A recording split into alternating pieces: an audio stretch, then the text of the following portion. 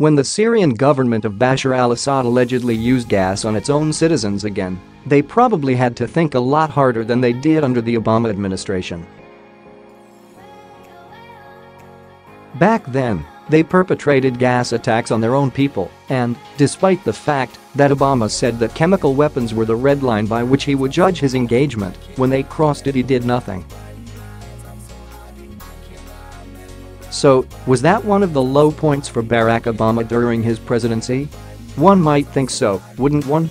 Yet, on the contrary, Obama has said he was very proud of how he acted by not striking when Syria crossed the red line that he himself had set, leading to Syria crossing it again.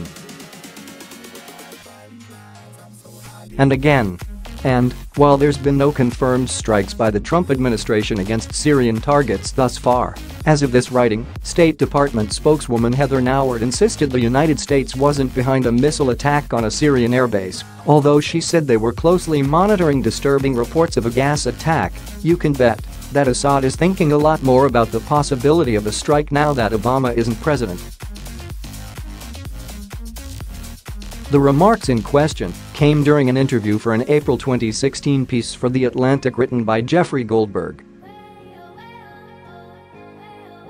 That piece, The Obama Doctrine, was an unsurprisingly uncritical Obama hagiography detailing with why the Obama administration decided not to strike the Syrians, even though intelligence showed they had probably gassed their own civilians.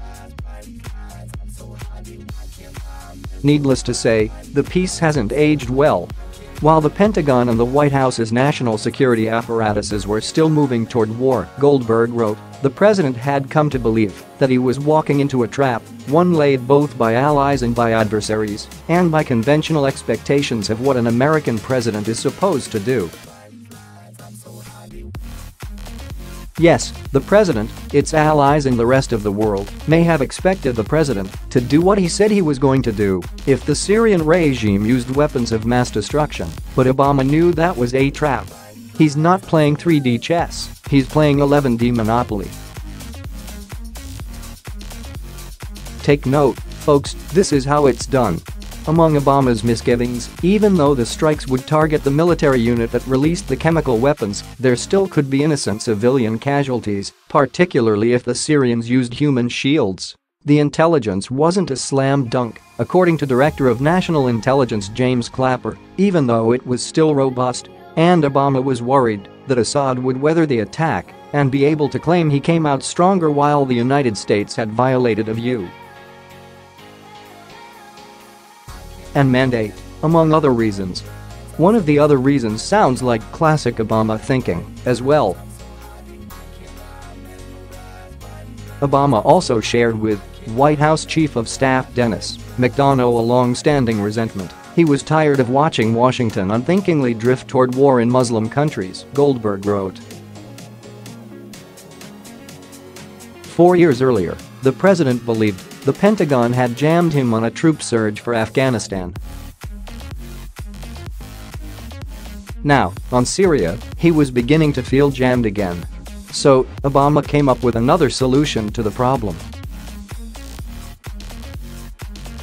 At the G20 summit in St. Petersburg, which was held the week after the Syria reversal, Obama pulled Putin aside, he recalled to me, and told the Russian president that if he forced Assad to get rid of the chemical weapons, that would eliminate the need for us taking a military strike. Within weeks, Kerry, working with his Russian counterpart, Sergei Lavrov, would engineer the removal of most of Syria's chemical weapons arsenal, a program whose existence Assad until then had refused to even acknowledge.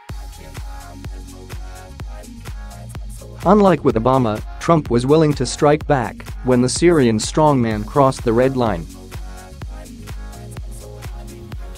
One can imagine he was very proud of his decision too.